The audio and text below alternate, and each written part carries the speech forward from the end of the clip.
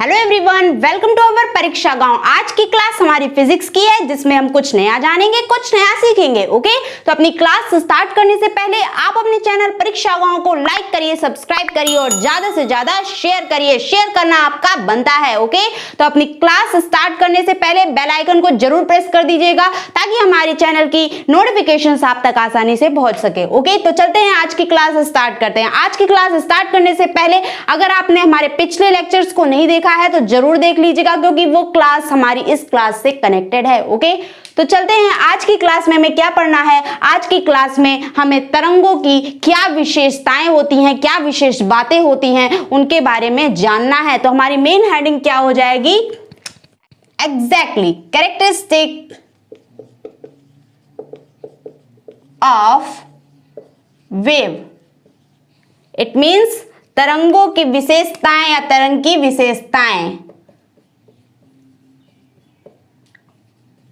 विशेषताएं। ओके, तो चलते हैं वन बाय वन इसकी विशेषताओं के बारे में जानते हैं विथ एग्जाम्पल। एग्जाम्पल से ही हम क्या करते हैं, स्टार्ट करते हैं। आपने झूला झूला होगा, सभी ने झूला झूला है सावन में, तो ये हमारा क्या हो गया? झूला हो गया। इस झूले को आप क्या करते हो, इसमें रस्सी को क्या करते हो, एक सपोर्ट से रिजिडली क्या कर देते हो, बांध देते हो।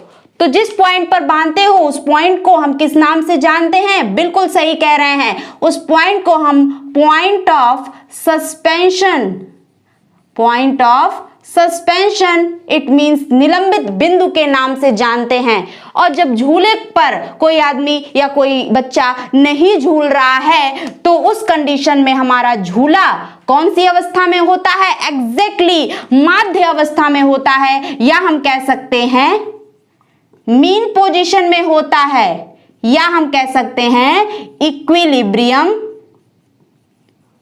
पोजीशन में होता है। इट मीन्स साम्य अवस्था में होता है। All clear? और यहां पर जो बिंदु होगा, जब हमारा कोई यहां पर झूल नहीं रहा है इस झूले में, तो उस समय ये जो बिंदु होगा उसको हम इक्विलिब्रियम पॉइंट के नाम से जानेंगे। All clear? इसी इक्विलिब्रियम पॉइंट के सापेक्ष ही हम क्या करते हैं, अपने पैरों से ऊर्जा प्राप्त करके एक बार पीछे आते हैं, उसके बाद वापस से अपने साम्य अवस्था के बिंदु पर आते हुए क्या करते हैं, आगे की ओर जाते हैं और फिर वापस से क्या करते हैं, अपने साम्य अवस्था के बिंदु पर आ जाते हैं। ठीक है ना? देख रहे हैं किस तरह से साइकिल बन रही है। एक बार पीछे गए, फिर वापस से साम्य अवस्था की ओर होते हुए आगे की तरफ गए और उसके बाद वापस से हम साम्य अवस्था की ओर आए। ठीक है ना? तो इस प्रकार से अगर मैं पूछूं यहां पर कितनी बार आपने दोलन किया, उसकी संख्या बता दीजिए, तो दोलनों की संख्या यहां पे क्या हो जाएगी? It means oscillation. दोलन को क्या कहते हैं? ऑसिलेशन कहते हैं। संख्या क्या हो जाएगी यहां पर? एग्जैक्टली 1 हो जाएगी। एक कंप्लीट साइकिल आपने कर दी। ओके, तो चलिए जानते हैं कि इसी साइकिल को यदि हम ग्राफिकली ड्रॉ करें तो कैसे बनेगी। ओके, तो देखें ये हमारी क्या हो गई? वाई एक्सिस हो गई। यहां पे वाई एक्सिस किसको रिप्रेजेंट कर रही है? डिस्प्लेसमेंट को। डिस्प्लेसमेंट को इट मींस विस्थापन को, चाहे वो पॉजिटिव वाई एक्सिस हो या फिर निगेटिव वाई एक्सिस हो। यहां पे एक्स एक्सिस किसको रिप्रेजेंट कर रही है? एग्जैक्टली टाइम को रिप्रेजेंट कर रही है इन सेकेंड, और यहां पे डिस्प्लेसमेंट हमारा मीटर में है, विस्थापन हमारा मीटर में है। तो जब आप क्या कर रहे थे, साम्य अवस्था में थे, अर्थात इस झूले पर कोई बैठा था लेकिन झूल नहीं रहा था, उस कंडीशन में आपकी जो अवस्था होगी वो कुछ इस प्रकार से हम यहां पर दर्शा सकते हैं ग्राफ में। Okay, all clear? जैसे ही आपने अपने पैरों से एनर्जी प्राप्त की तो जितनी ज्यादा आपने एनर्जी प्राप्त करोगे ठीक उतना ही आप क्या करोगे, पीछे की ओर विस्थापित करोगे। तो मान लीजिए आपका विस्थापन जो हुआ वो यहां तक हुआ। अब इस विस्थापन को ग्राफ में आप कैसे ड्रॉ करोगे? तो जो भी आपने अधिकतम विस्थापन किया है वो मान लीजिए इस पॉइंट के द्वारा यहां पर दर्शाया गया है। ठीक है ना? जब आपने अधिकतम विस्थापन कर लिया उसके बाद वापस से आप क्या करते हो, साम्य अवस्था के बिंदु पर आते हो ना। तो चलिए वापस से आप साम्य अवस्था के बिंदु पर आ गए। पहले आप अधिकतम विस्थापन किए, फिर वापस से साम्य अवस्था के बिंदु पर आ गए। ये हमारा कौन सी अवस्था है, साम्य अवस्था की तो लाइन को दर्शा रहा है। ओके, तो चलते हैं। साम्य अवस्था के बाद आप क्या करते हो, आगे की तरफ जाते हो, पीछे से साम्य अवस्था के बिंदु को क्रॉस करते हुए आगे की ओर जाते हो कि नहीं, बिल्कुल जाते हो। तो वापस से आप साम्य अवस्था की बिंदु से होते हुए क्या करते हो, आगे की तरफ जा रहे हो। It means negative Y direction में आ गए। फिर आप क्या करते हो, वापस से साम्य अवस्था के बिंदु पर आ जाते हो। इट मींस वापस से आप साम्य अवस्था के बिंदु पर आ जाते हो। यहां पर इस लाइन को आप लिख लीजिएगा कि ये जो हमारी लाइन है वो किसको दर्शा रही है, इक्विलिब्रियम पोजीशन या फिर मीन पोजीशन, माध्य अवस्था को दर्शा रही है। तो यहां पर ये जितने भी हमने पॉइंट्स ड्रॉ किए उसको क्या कर दीजिए, कर्व से ड्रॉ कर दीजिए। तो कर्व हमारा कुछ किस प्रकार से बनेगा, कुछ इस प्रकार से बन जाएगा। देख रहे हैं, कुछ इस प्रकार से हमारा कर्व बनकर तैयार होगा। All clear? ओके, तो अब हम इस कर्व के माध्यम से इसकी विशेषताओं के बारे में जानेंगे, तरंग की विशेषताओं के बारे में जानेंगे। आप माध्य अवस्था से एनर्जी प्राप्त करके पीछे की तरफ या आगे की तरफ अधिक से अधिक जितना विस्थापित होते हो उसको हम यहां पे कैसे दर्शा सकते हैं, माध्य अवस्था से आप आगे की तरफ या फिर पीछे की तरफ अधिक से अधिक कितना विस्थापित हुए, अरे भाई ठीक इतना ही तो विस्थापित हुए। ये जो हमारी है विस्थापन, ठीक है ना, इस विस्थापन को ही हम किसके नाम से जानते हैं, तो याद रखिएगा इस विस्थापन को ही हम एम्पलीट्यूड के नाम से जानते हैं। एम्पलीट्यूड के नाम से जानते हैं, इट मींस आयाम के नाम से जानते हैं। तो हमारा आयाम क्या निकल के आया, तो इस प्रकार से हम आयाम को, एम्पलीट्यूड को डिफाइन कर सकते हैं। कैसे कर सकते हैं कि किसी भी पिंड के माध्य बिंदु से चरम बिंदु के बीच जो अधिकतम विस्थापन तय किया जाता है उसी को ही आयाम के नाम से जानते हैं। सिंपल सा हम क्या कह सकते हैं, maximum displacement, maximum displacement from mean position या इक्विलिब्रियम पोजीशन। माध्य अवस्था से आपने अधिकतम जो विस्थापन किया, चाहे वो आगे की तरफ किया हो या पीछे की तरफ किया हो, चाहे वो पॉजिटिव वाई डायरेक्शन में किया हो चाहे निगेटिव वाई डायरेक्शन में किया हो, बोथ आर कॉल्ड एम्पलीट्यूड और द आयाम। All clear? अब एम्पलीट्यूड को रिप्रेजेंट किससे किया जाता है, तो नेक्स्ट पॉइंट नोट कर लीजिएगा कि एम्पलीट्यूड को ए सिंबल से रिप्रेजेंट किया जाता है, ए सिंबल से दर्शाया जाता है। नेक्स्ट पॉइंट अब हम जानते हैं, आप जब झूला झूलते हो तो अपने पैरों से ऊर्जा प्राप्त करते हो। जितनी ज्यादा आप ऊर्जा प्राप्त करोगे उतना ज्यादा आप पीछे की ओर जाओगे, इट मींस आपका उतना ज्यादा विस्थापन होगा। तो अगर मैं आपसे पूछ दूं कि energy versus amplitude, it means ऊर्जा तथा आयाम के बीच में क्या संबंध होता है, जल्दी से बता दीजिए। बिल्कुल क्लियर, सब कुछ तो बता दिया मैंने कि जितना ज्यादा आपके पास ऊर्जा होगी, पैरों से जितना ज्यादा आप ऊर्जा प्राप्त कर ले जाओगे उतना ज्यादा आप पीछे की ओर या आगे की तरफ क्या करोगे, विस्थापित होगे। एग्जैक्टली, तो हम कह सकते हैं कि क्या संबंध होता है ऊर्जा और आयाम के बीच, एनर्जी इज डायरेक्टली प्रोपोर्शनल किसके होता है, एम्पलीट्यूड के होता है। इट मींस ऊर्जा आयाम के समानुपाती होती है।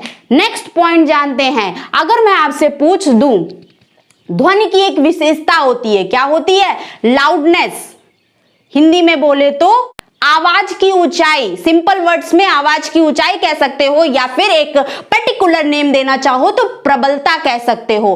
तो साउंड की जो प्रबलता होती है उसके तथा एम्पलीट्यूड के बीच में क्या संबंध होता है, जल्दी से बताइए। हमने क्या पूछा आपसे, एम्पलीट्यूड और लाउडनेस के बीच में,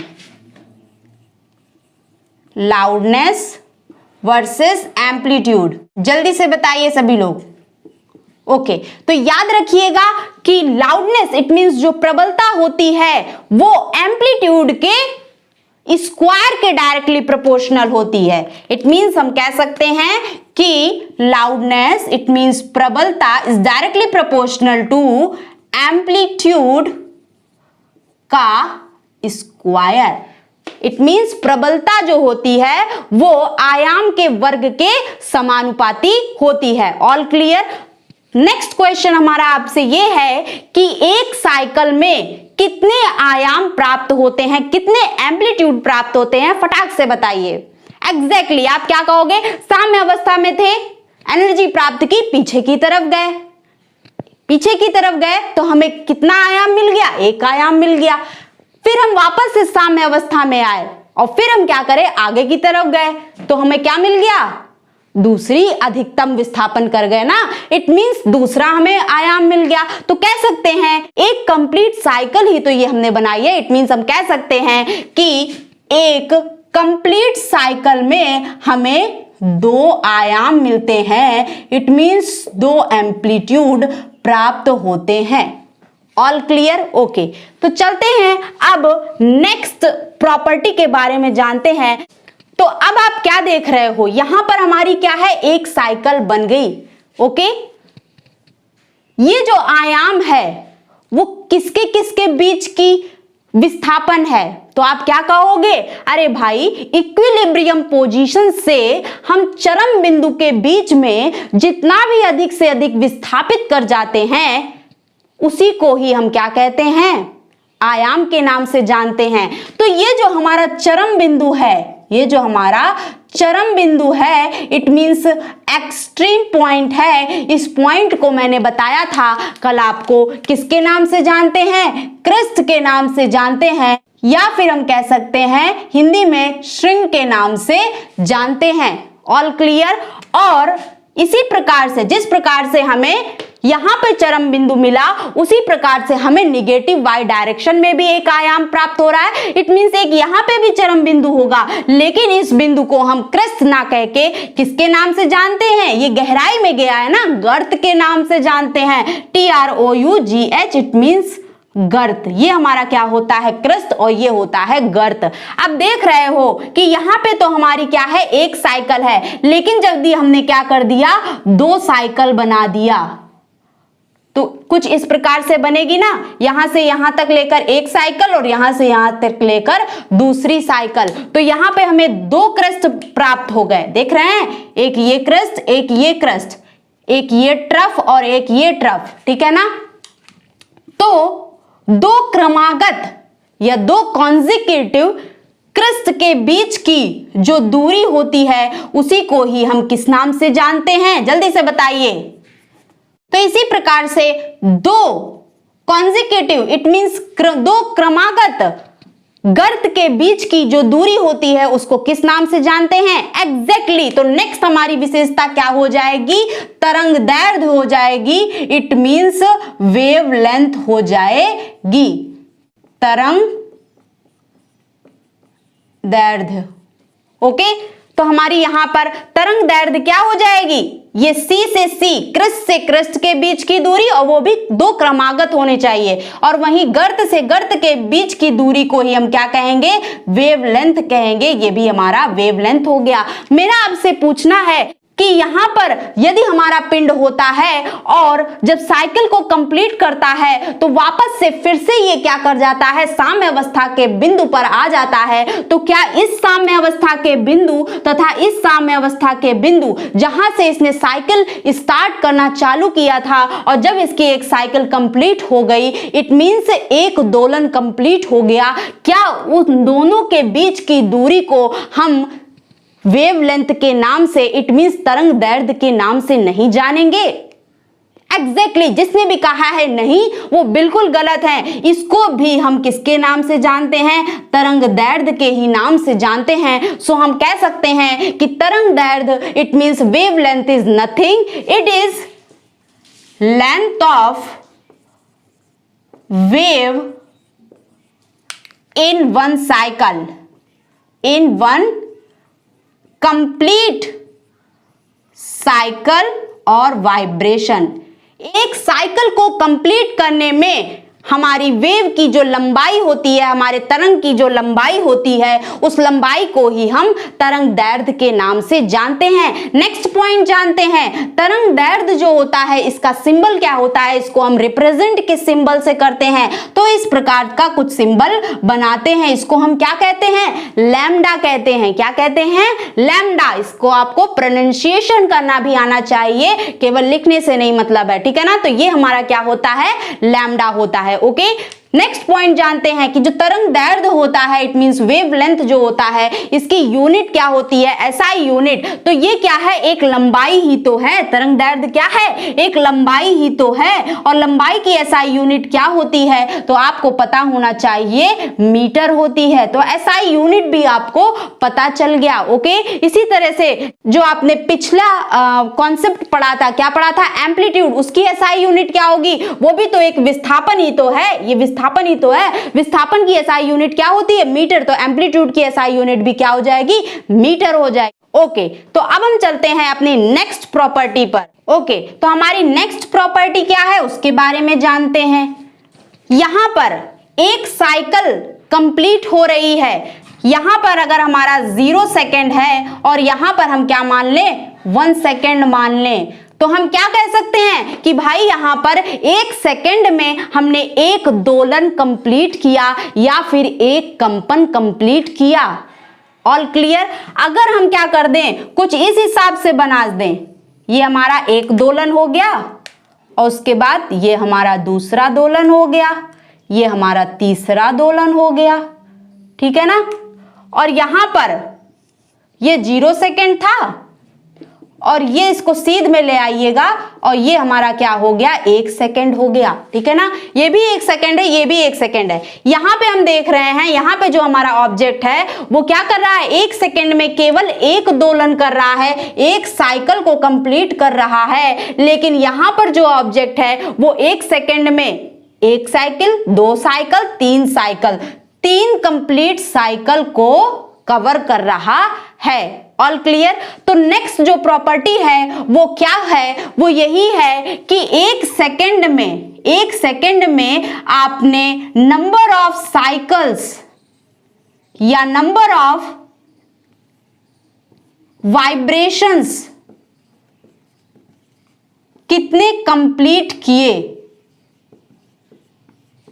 उसको हम किस नाम से जानते हैं, एग्जैक्टली नेक्स्ट प्रॉपर्टी हमारी क्या हो जाएगी, फ्रीक्वेंसी हो जाएगी। इट मींस आवृत्ति हो जाएगी।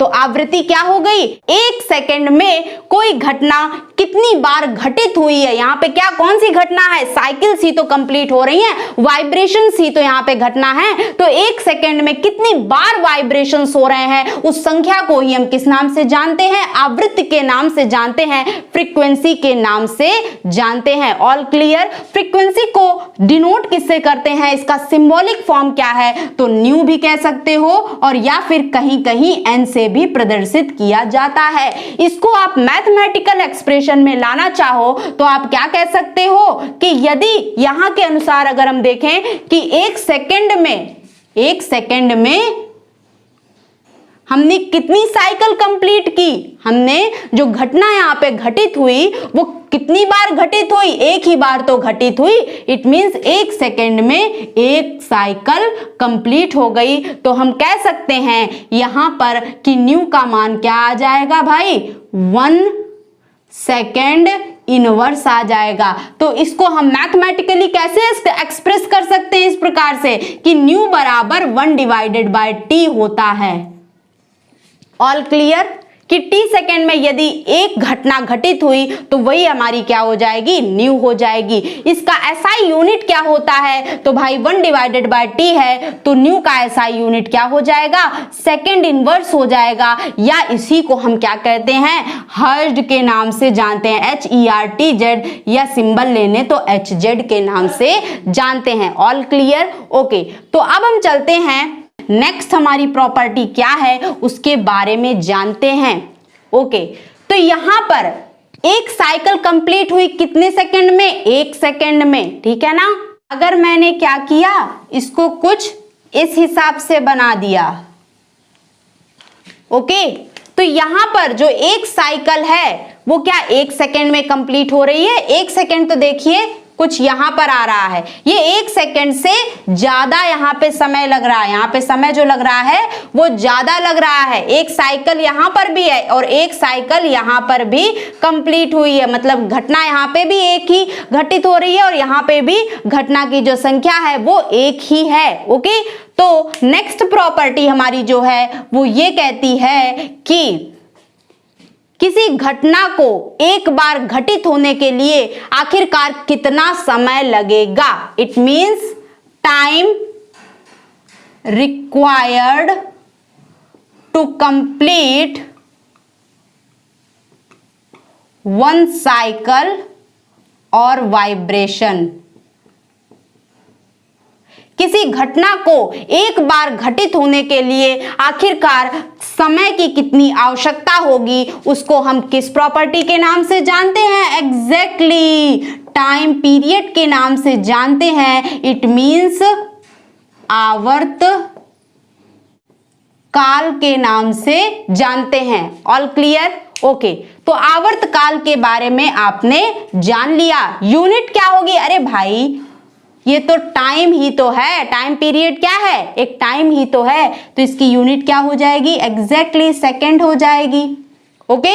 अब अगर मेरा आपसे यहां पे क्वेश्चन है कि जल्दी से बताइए फ्रीक्वेंसी और टाइम पीरियड, इट मींस आवृत्ति तथा आवर्त काल के बीच में संबंध क्या होता है? तो अभी मैंने बता चुके हैं कि अभी मैंने बताया था कि जो आवृत्ति होती है वो क्या होती है? एकांक समय में कितनी साइकिल्स, मतलब कितनी बार घटना घटित हुई है, अगर हम उसको 1 ले लें तो ये ही हमारा क्या हो जाएगा? रिलेशन होगा। ये हमारी आवृत्ति हो गई और ये हमारा क्या हो गया? आवर्त काल हो गया, ओके। All clear? ओके, तो अब हम चलते हैं नेक्स्ट रिलेशन के बारे में जानते हैं, ओके। तो जितनी भी वेव्स होती हैं वो क्या होती हैं? एक चाल से चलती है, एक निश्चित चाल से चलती है, एक निश्चित स्पीड से चलती हैं। अब उसी स्पीड को हम क्या कर रहे हैं? यहाँ पे कैलकुलेट करने जा रहे हैं। आपको पता है कि स्पीड जो होती है वो क्या होती है? एग्जैक्टली डिस्टेंस अपॉन टाइम होती है। All clear? इट मींस चाल बराबर क्या होता है? दूरी बटा समय होता है। चाल को अगर हम v से प्रदर्शित कर दें तो यहां पर जो हमने वेव ड्रॉ की है, यहां पर इस तरंग में दूरी आखिरकार बता दीजिए क्या होगी? इसको कहोगे, आयाम को कहोगे दूरी? बिल्कुल नहीं, ये तो भाई विस्थापन है। मध्य बिंदु से आप चरम बिंदु के बीच में जो अधिक से अधिक विस्थापन कर रहे हो ना, तो ये दूरी कैसे हो गई? दूरी विस्थापन क्या एक है? बिल्कुल नहीं। आप जब नेक्स्ट साइकिल कंप्लीट करते हो, इस तरह से 2 साइकिल कंप्लीट कर रहे हो, तो यहां से यहां के क्रस्ट से क्रस्ट के बीच की क्या इसको कहते हैं? किस नाम से जानते हैं? वेवलेंथ के नाम से जानते हैं। और यही तो हमारी दूरी है। तो यहां पे हम दूरी की जगह हम लैम्डा रख सकते हैं, इट मींस तरंग दैर्घ्य रख सकते हैं, और टाइम की जगह टाइम पीरियड रख सकते हैं, जिसको हम टी से प्रदर्शित करते हैं। तो यहां से हमारा क्या रिलेशन आ गया कि कोई भी तरंग जो होती है वो किस चाल से चलती है? लैम्डा डिवाइडेड बाय टी के चाल से चलती है। और यदि हम क्या करें, इसी रिलेशन को फ्रीक्वेंसी के टर्म पे लाएं, आवृत्ति के टर्म पे लाएं, तो हमें क्या पता है कि फ्रीक्वेंसी बराबर 1/t होता है। तो हमारा यहां पे क्या हो जाएगा? New into lambda. से आपको 2 रिलेशन मिल गए। यहां से क्वेश्चन छोटा सा पुटअप कर देता है। अगर आपको रिलेशन पता है तो तुरंत आप आंसर बता दोगे। तो ये हमने क्या जाना? किसी भी तरंग की आखिरकार स्पीड क्या होती है, चाल क्या होती है, उसके बारे में जाना। All clear? अब हम चलते हैं पर्टिकुलर एक वेव को ले लें। यदि हम साउंड को ले लें तो साउंड की स्पीड में टेम्परेचर का, तापमान का आखिरकार क्या प्रभाव पड़ता है, उसके बारे में जानते हैं। हेडिंग हमारी क्या हो जाएगी? स्पीड ऑफ साउंड जान रहे हैं, ओके। तो चलते हैं अलग अलग टेम्परेचर पर साउंड की स्पीड को देखते हैं। एट 0 डिग्री सेंटीग्रेड, जब हमारा तापमान 0 डिग्री सेंटीग्रेड होता है, तब हमारे साउंड की, इट मींस ध्वनि की जो चाल होती है वो कितनी होती है? 331 मीटर प्रति सेकेंड आती है। All clear. और जब हमारा टेम्परेचर 0 डिग्री सेंटीग्रेड से इंक्रीज होकर 20 डिग्री सेंटीग्रेड हो जाता है, तब ध्वनि की जो चाल होती है वो 331 ना रहकर क्या हो जाती है, 344 मीटर प्रति सेकेंड हो जाती है। ओके। और जब हमारा टेम्परेचर कितना इंक्रीज हो जाए, रूम टेम्परेचर के बराबर, ये क्या है, रूम टेम्परेचर ही तो है। रूम टेम्परेचर कितना होता है, 27 प्लस माइनस 2 डिग्री सेंटीग्रेड। 27 से प्लस 2 मतलब 2 बढ़ जाता है या तो 2 घट जाता है, 2 घटाओगे तो 25 डिग्री सेंटीग्रेड ही तो आएगा। It means 25 degree centigrade, that is called the room temperature. इस रूम टेम्परेचर पर हमारे साउंड की स्पीड जो होती है वो 344 ना रहकर और थोड़ी बढ़ जाती है। कितनी हो जाती है, एग्जैक्टली 346 मीटर प्रति सेकेंड हो जाती है। तो यहां पर आपको क्या देखने को मिल रहा है कि टेम्परेचर का स्पीड पर प्रभाव पड़ रहा है। और कैसा प्रभाव पड़ रहा है, तापमान जैसे जैसे हम क्या कर रहे हैं, बढ़ा रहे हैं, तापमान को जैसे जैसे हम बढ़ा रहे हैं, TEMP लिख लीजिए, नहीं तो आप टाइम पीरियड समझोगे। जैसे जैसे हम टेम्परेचर को बढ़ा रहे हैं वैसे वैसे हमारे साउंड की स्पीड क्या हो रही है, बढ़ रही है। और आखिरकार टेम्परेचर के बढ़ने पर साउंड की स्पीड क्यों बढ़ती है, जल्दी से सभी का आंसर आ जाना चाहिए। ओके, तो इसमें कुछ भी नहीं है। आपके एटमॉस्फेयर में यदि टेम्परेचर क्या हो गया, अधिक हो गया, जब टेम्परेचर अधिक होगा तो एयर में हमारे क्या हैं, मॉलिक्यूल्स ही तो हैं। टेम्परेचर के बढ़ने पर वो मॉलिक्यूल्स में जो कंपन होगा, जो वाइब्रेशंस होते हैं वो तेजी से होने लगेंगे। और वाइब्रेशन ही तो हमारे साउंड को एक स्थान से दूसरे स्थान में ट्रांसफर करता है। कैसे ट्रांसफर करता है, वो मॉलिक्यूल्स वाइब्रेट करके मैसेज आगे वाले मॉलिक्यूल्स को ट्रांसफर कर देते हैं। ऐसे ही सीरीज चलती रहती है और जो हमारी आवाज होती है, जो हमारी ध्वनि होती है, वो एक स्थान से दूसरे स्थान तक पहुंच जाती है या एक आदमी से सेकंड पर्सन तक पहुंच जाती है। All clear. तो जब हम टेम्परेचर को इंक्रीज करेंगे तो उन मॉलिक्यूल्स का जो वाइब्रेशन होगा वो और तेजी से होने लगेगा। इट मीन्स हमारी जो वॉइस होगी, हमारी जो ध्वनि होगी वो और तेजी से ट्रांसफर होने लगेगी। यही कारण है कि टेम्परेचर के इंक्रीज करने पर हमारे साउंड की चाल क्या हो जाती है, बढ़ जाती है। All clear. ओके, तो आज के लिए इतना ही। अगर आपको हमारी क्लास, हमारे पढ़ाने का तरीका पसंद आए तो आप अपने चैनल परीक्षा गांव को लाइक करिए, सब्सक्राइब करिए और ज्यादा से ज्यादा शेयर करिए। शेयर करना आपका मस्त है। Okay, thank you.